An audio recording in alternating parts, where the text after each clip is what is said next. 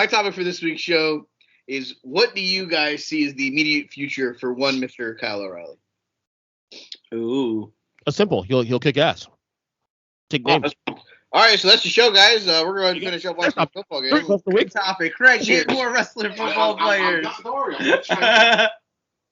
Oh, yeah. What kind of a question you want to ask? Anyway.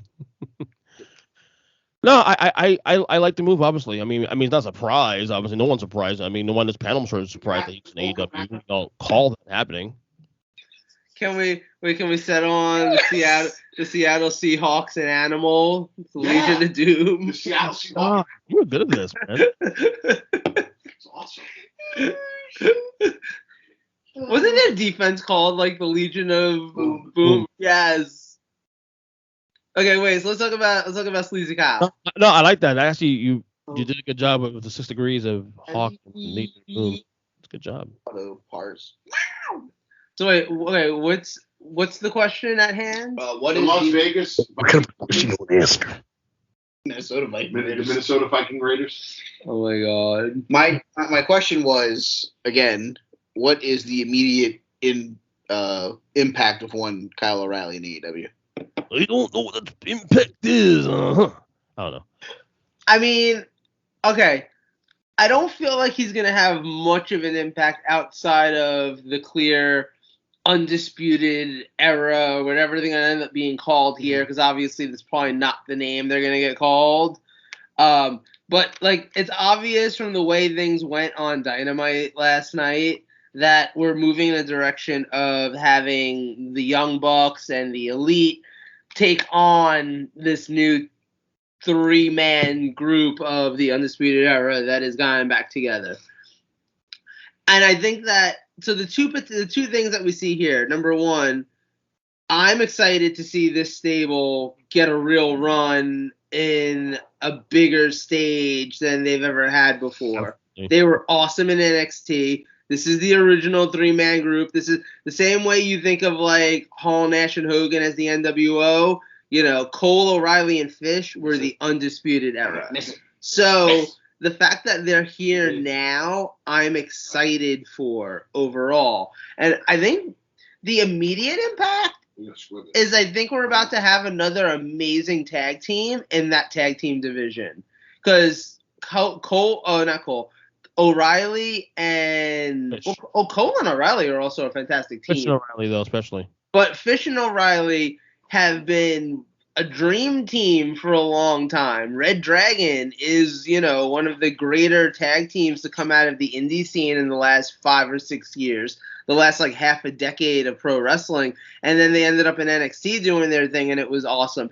And now they're in AEW with the likes of the Lucha Bros and FTR, who they've faced before in NXT. But you also have them now here in the same world as the Young Bucks. You have them, a lot of teams that they've faced before on the indie scene who have only gotten better with time, just like they have. And, there's also rumor that the Briscoes are coming in. The tag division in AEW was, and tends to always be kind of sick. And it feels like this is just one more pillar in that. And I'm here for it. I think that they're going to be a fantastic addition to this tag division. And that might be the biggest impact that Kyle has in AEW up front. All he does really anything else is, to me, based on the 2 years I've watched him from NXT, is that he beefs up the mid-card, really, at best. And then, obviously he'll...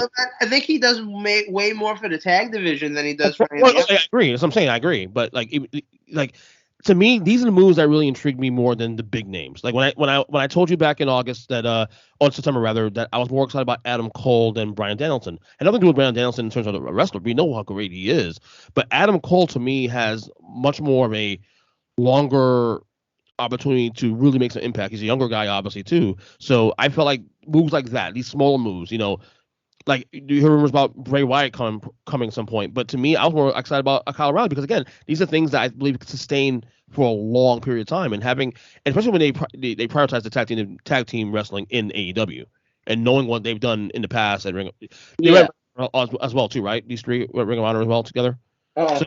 So you have the history there as it is. I mean, obviously there's no shock value here, but it's just the fact that for me personally, I got into NXT specifically because of Undisputed Era.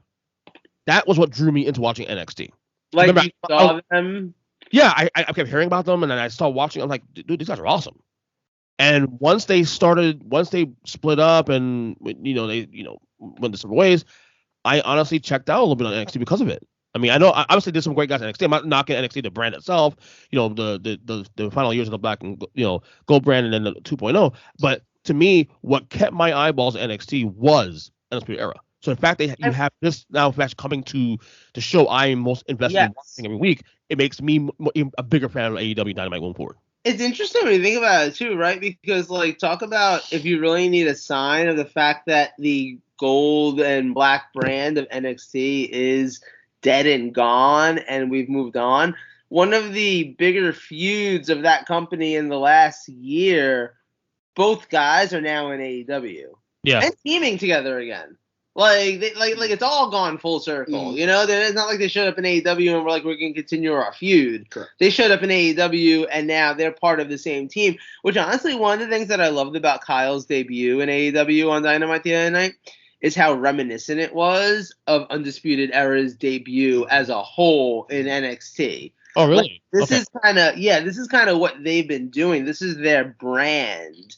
And I think it works really well for them. I think that this stable, look, I don't know that a lot of people thought that the Undisputed Era getting back together was a thing that we would see possibly ever, let alone only, 3 or 4 months after it all kind of came to an end, or 6 months or whatever. I think we all started, when Adam Cole's contract situation first came up and we all started to hear that whole thing, I think we all kind of got it in our heads that he was probably going to AEW. But that was the only one that we really knew about. Bobby Fish was a random firing. Bobby Fish was just one of these guys that got cut when a lot of other people got cut. And when he got cut, it definitely seemed like, okay, maybe he shows up in AEW, but where's the real value in Bobby Fish? If you're going to have 2/3 of the Undisputed Era, Bobby is not necessarily one of the 2/3 that you want to have, unless Kyle's the other half of that. Cole and Fish, as a tandem, didn't necessarily spike a lot of interest. It's all right. Right. But Fish gets fired randomly, and then he shows up in AEW, and then all of a sudden, I think we're all kind of like, where are they going with this? And then you start to hear the rumors with Kyle, and you start to hear his contract stuff. And then all of a sudden, I feel like it's the reunion that none of us expected possibly ever, and it happened in less time than you can even begin. Right. And the thing is, I think it also needed to happen now. I don't know that this has the effect that it has right now if it happens a year from now or 2 years from now. I don't know that Kyle O'Reilly showing up in Undisputed Era getting back together in a year and a half matters as much as it does in this moment, because that's still a dream stable. That's still a big deal. This, and mind you, they got together in NXT. This is still proof that NXT as a developmental brand has worked for the last half a decade. It's just that it didn't work for WWE. I mean, the thing is, but they developed stars. And we covered this a couple months ago when we were reviewing the WWE tag teams, all-time tag teams. They were ranked number 21. Yeah. Of all the great tags you've seen run through the hallways of WWE, they were number 21. Yeah. To me, that's a big thing. Here's my question, though, real quick. I mean, because I had a discussion on the internet with a couple guys, Big Jim and then my good friend Rob Barnett, part of Wrestling Musings podcast. Is there, because obviously there's a ceiling on NXT. There has been a ceiling on NXT for a long time.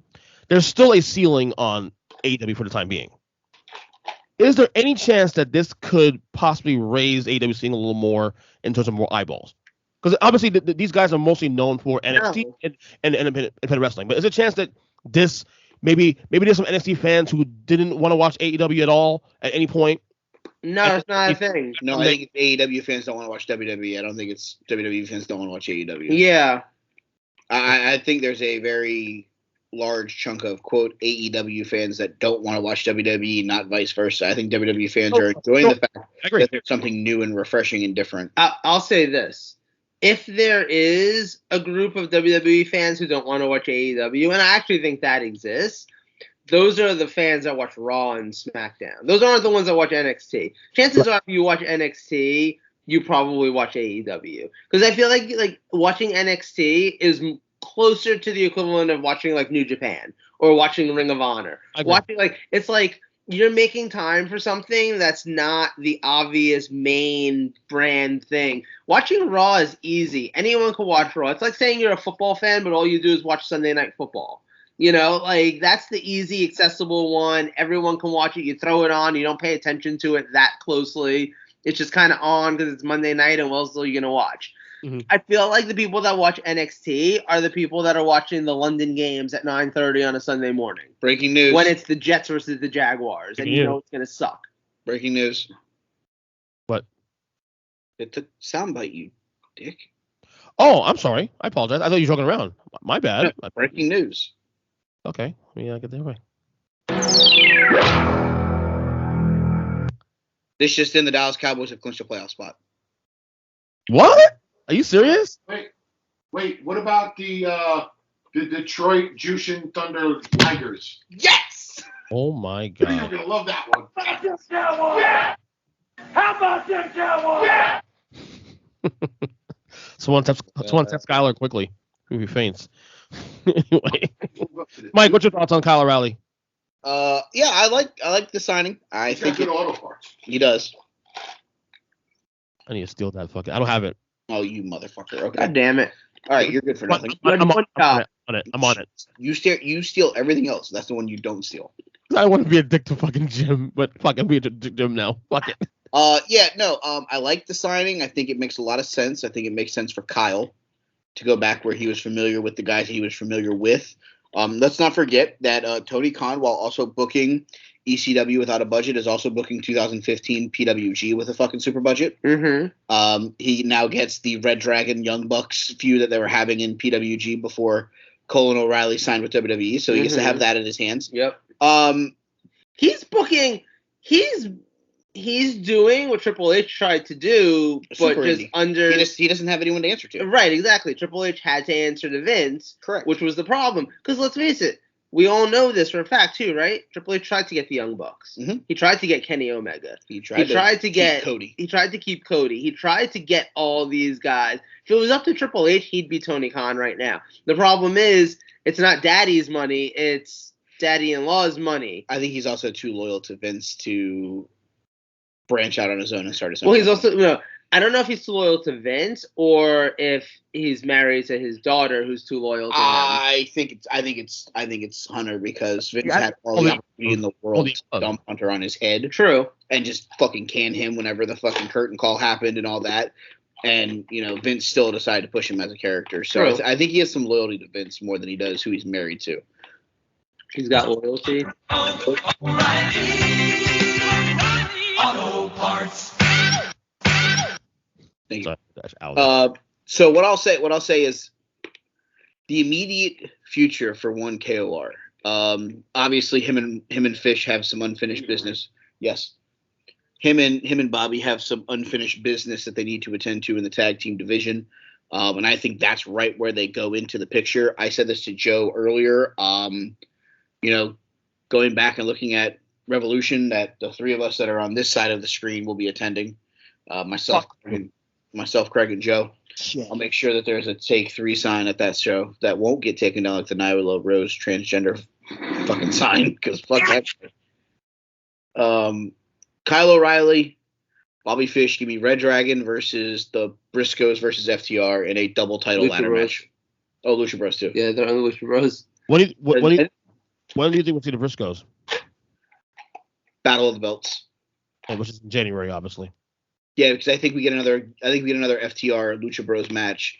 I think the Briscoes come out and basically cause FTR to lose to the Lucha Bros, which maybe the Lucha Bros then go and face Red Dragon, and then we get Briscoes versus FTR for the ROH tag titles. I can see that.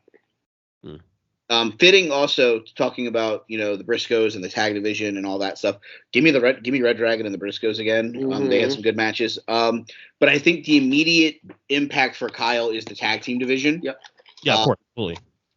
he's not going to be a mid-carder. He's not going to be a mid-card singles guy. I mean, Adam's going to be the world title contender. Yep. Red Dragon is going to be the tag guys. You might add a fourth to them, maybe a Roderick Strong, which we're going to talk about here in a little bit. Yeah. Or maybe he's the guy that comes in and fights for the TNT title and does all that fun stuff. But I don't even know that you need Roderick. So I don't think. I mean, at the end of the day, I'd much rather see them take a younger guy under their wing. Hell, put Daniel Garcia with them and get him away from 2.0. Well, that's not bad actually. Put a guy like Garcia fits that fighting style that O'Reilly has and Fish has. You know, he's an ass kicker. He has that mixed martial arts style. Kind of gives me the feeling of a young Minoru Suzuki, or a Katsuyori Shibata, who, by the way, coming back to the ring, Shibata Day. Let's go. Oh yeah. So yeah, that's kind of where I stand on Kyle's immediate future. Tag division, obviously. I'll say this much, and I don't care either way. Red Dragon, I think, win the title by Revolution. That's in March. That's what I'm saying. They don't win it at Battle of the Belts. I think that's too soon. Okay. Maybe they start messing with the Lucha Bros.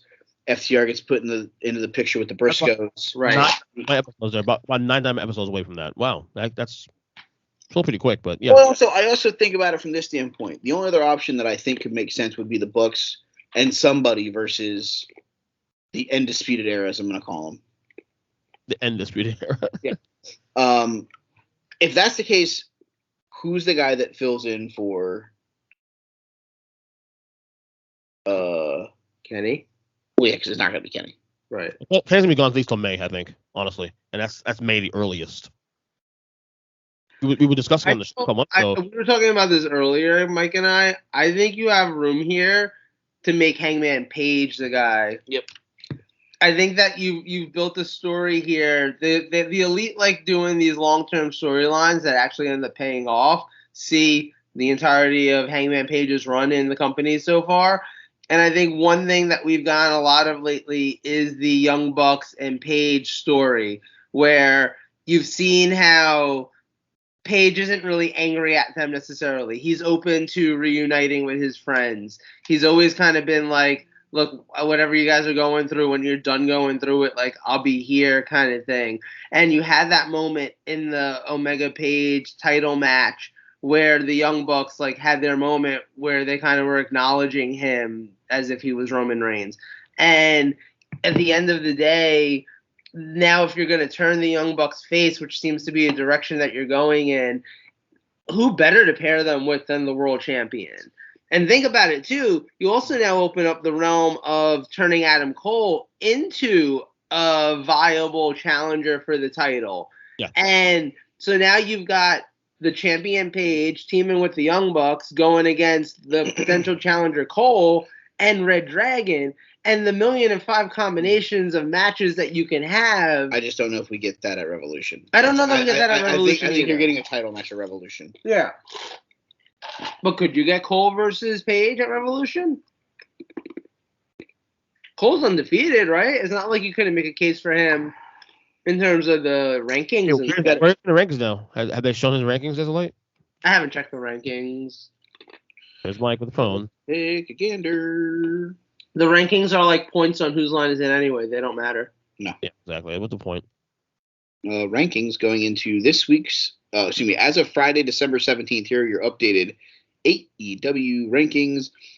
In fifth place at 14-2 is Wardlow. At fourth place at 16-3 is Jungle Boy. Third place, the record of 12-1 is Scorpio Sky. Ooh, yeah. Really? Second place with a record of 8-2-1 is Kenny Omega. And in first place with a 13-0-2 record is Daniel Bryanson. So wait, what the hell record does Cole Probably have? like 3-0. We can eliminate Omega from that right now. He's not. Sure. I'm going by what the rankings say. No, I agree. So who's number 6 for just out of curiosity? Adam Cole is 5-0. He's 2-1 in tag matches and 2-1 in trios matches for an overall record of 9-3. Okay. Wait, how the fuck does that make sense? It doesn't. Fucking Tony Pecan booking, bro. I tell you. Wait, that doesn't mathematically. That doesn't make sense. That's 5, 6, 7, 8. That's 8 and 2. I mean, I know we won a singles match. I don't know if that's included in that, but how does that math make sense? No, it doesn't. Wait, it's off by one each. No, wait, I don't understand. Go to cagematch.net. Go to cagematch.net. I'm putting that on Twitter, by the way. I want you all to understand that. That's going on. Tag him. I feel like that's fair. Him. I will tag anybody. But yeah, and in closing, real quick though, like I'm excited about this. This is a. It's funny. Look at AEW's roster from like January 1st, 2021 till where we are right now at the very end of the year. Completely different. Night and day. Like it's like wow. Mm-hmm. It's really cool. Absolutely. But it also makes you curious now who's going to be the guys and gals. Unfortunately, could be on the chopping block starting next year. The guys that they signed, obviously you think about guys like Brandon Cutler, and although he's being used pretty, okay with the Bucks right now as their lackey. But I don't know. I'd be surprised. It'd be interesting to see who gets which fat they take off. Here's a question for you. Go ahead, Mike. I feel like you're gonna be interested in this one. I'm listening. I'm still trying to figure this fucking negative one. Yeah. The math. We were talking earlier today when I brought up the whole idea of Paige getting involved with the Young Bucks. Mm-hmm. And you brought up how but Paige is so involved with the Dark Order. Where do you go with that? Mm-hmm. I hate to say this. Split them up. Dark Order. No, not necessarily. No, not necessarily split them up. You're an idiot. No, wait. I gotta say, You think he's an idiot? Wait till you hear what I have to say. I always knew you were one. I mean, facts. But what if those are some of the contracts that they just don't renew? Because like Uno and Dos have been there since day one. Sir, there's the door. I know. You're making the same thing I'm saying, but realistically, Uno and Dos have been there since day one and barely been used most of that time. Yeah. What if they're two of the contracts that they're just like, all right, we're not going to re-sign you guys? So is Christopher Daniel and Frankie Kazarian.